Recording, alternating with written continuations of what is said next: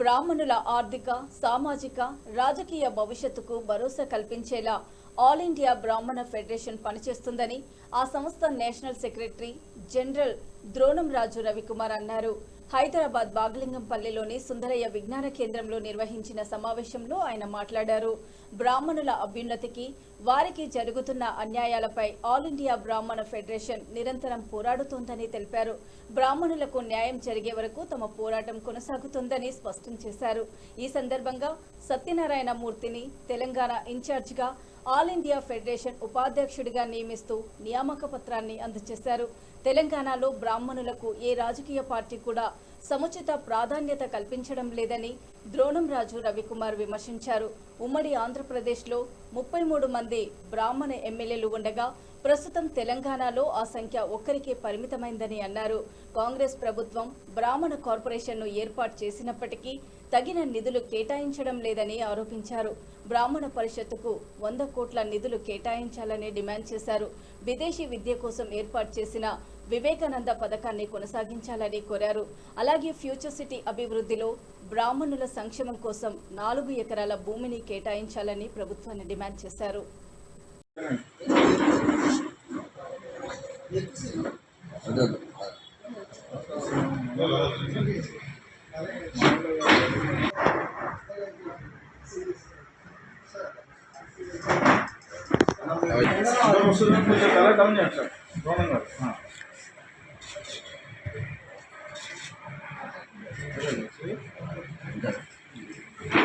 ఇప్పుడు పట్టుకోండి, పేపర్ ఇప్పుడు పట్టుకోండి.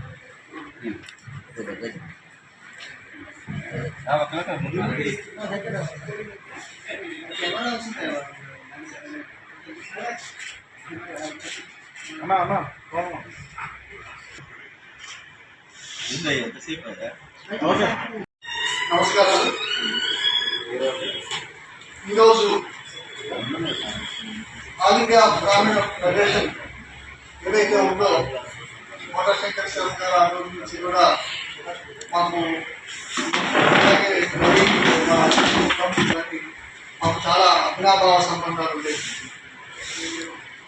అంటే దాదాపు ఒక 2000 ముందు కనుక మనం తీసుకుంటే ఆనాడు జరిగిన బ్రహ్మగర్జన ఏదైతే ఉందో దానికి ఒక ఇనిషియేషన్ స్టెప్ తీసుకున్న ఫెడరేషన్ ఏదైనా ఉందంటే అప్పుడు ఆంధ్రప్రదేశ్లో ఇండియాని చెప్పాలి. దాదాపు ఒక 2-3 లక్షల మందితో హైదరాబాద్ లో వాళ్ళు కార్యక్రమం ఏర్పడటం, దాన్ని తీసుకొని ఒక ఉద్యమంగా లాగా తయారవడం, గ్రామాలకు ఒక ఐడెంటిటీ తీసుకురావడం జరిగింది.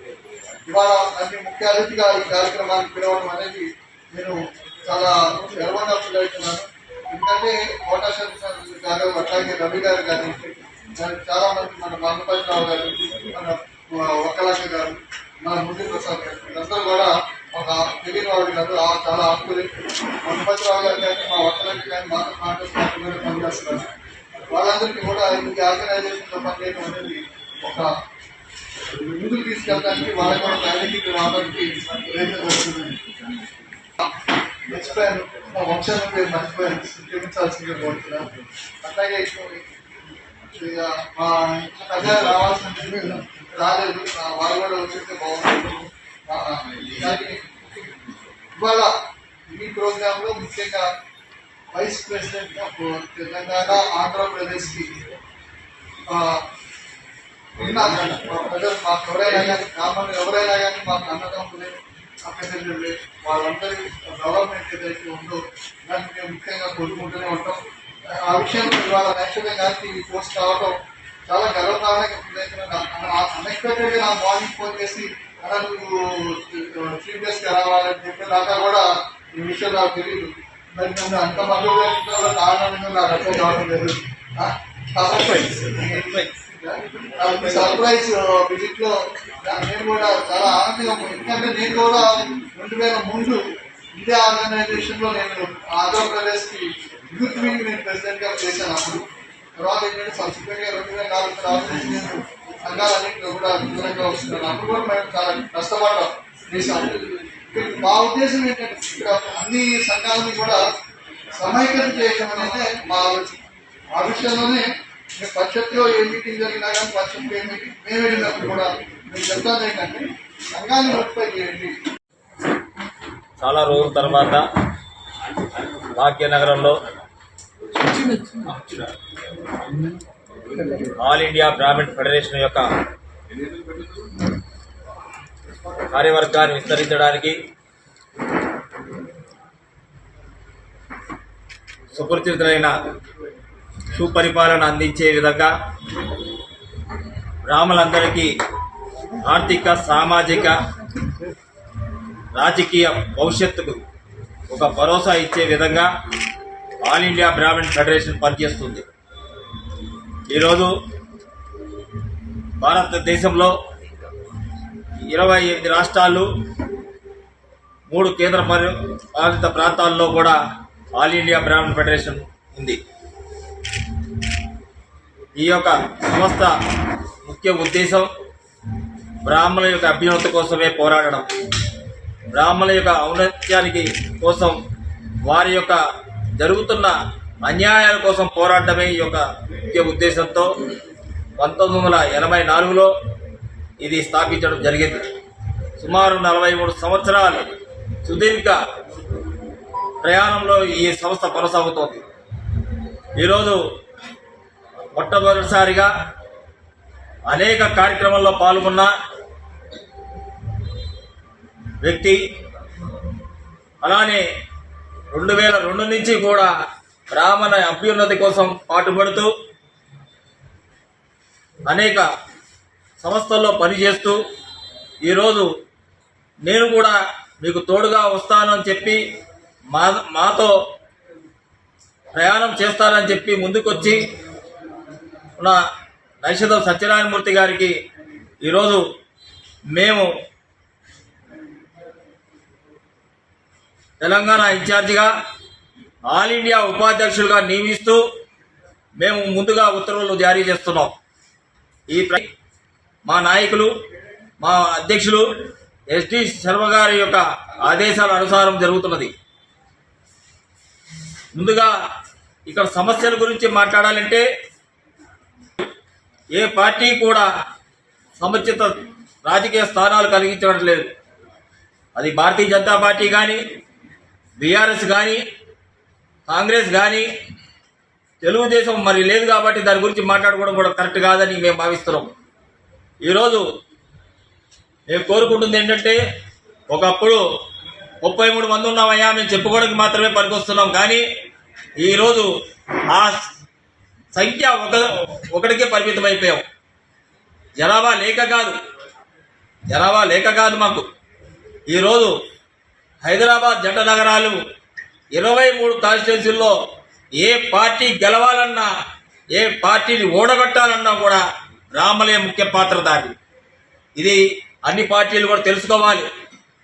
ఒకప్పుడు టీఆర్ఎస్ ప్రభుత్వంలో కనీసం మాకు ఒక బిల్డింగ్ కట్టారు, ఒక కార్పొరేషన్ పెట్టారు, 275 కోట్లు ఇచ్చారు.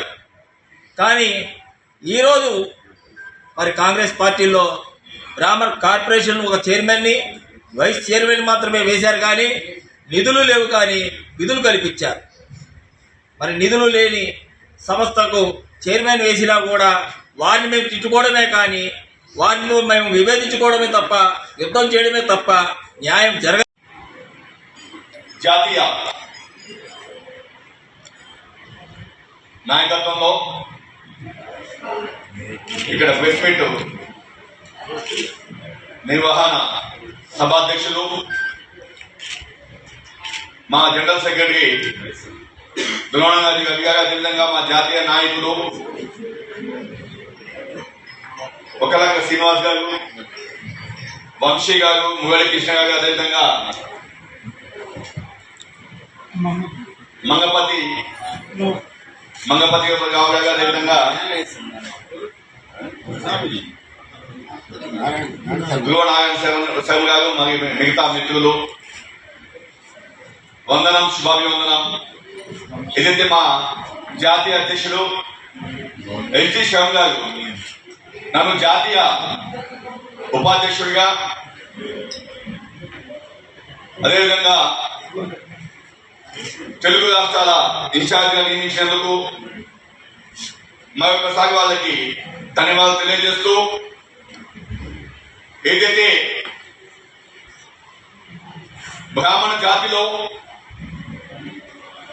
మన సమాజంలో జరుగుతున్న ప్రస్తుత తరుణంలో ఎన్నో సమస్యలు ఉన్నాయి. బ్రాహ్మణుల్లో కూడా పేదవాళ్ళు ఉన్నారు. చదువుకునే పరిస్థితి లేక, చదువుకోవడానికి ఎలాంటి సౌకర్యాలు లేక, ప్రభుత్వాల నుంచి కూడా ఎలాంటి బెనిఫిట్స్ లేని పరిస్థితి ఉంది. ఇవాళ బ్రాహ్మణులు ఎవరికి కూడా వ్యతిరేకం కాదు. మిగతా అన్ని కులాన్ని కలుపుకొని ప్రతి విషయంలో కూడా మేము సమాజంలో ఉద్యమించే విధంగా మా జాతికి ఎలాంటి అన్యాయం జరిగినా కూడా ప్రభుత్వం నుంచి మా వాటా ఏదైతే ఉందో పేద బ్రాహ్మణులకు ఏదైతే బ్రాహ్మణ్ పరిషత్ ద్వారా తెలంగాణలో విదేశీ విద్య అందిస్తామని చెప్పి గతంలో కేసీఆర్ గారి 10 సంవత్సరాల ప్రభుత్వంలో బ్రాహ్మణ్ కార్పొరేషన్ పెట్టి వారు కొంతమందికి డబ్బులు ఇచ్చి పంపించడం జరిగింది. కానీ దాంట్లో మళ్ళీ ఫండ్ లేకుండా చాలా మంది పిల్లలు విదేశాలను వెళ్ళిపోవడం జరిగింది.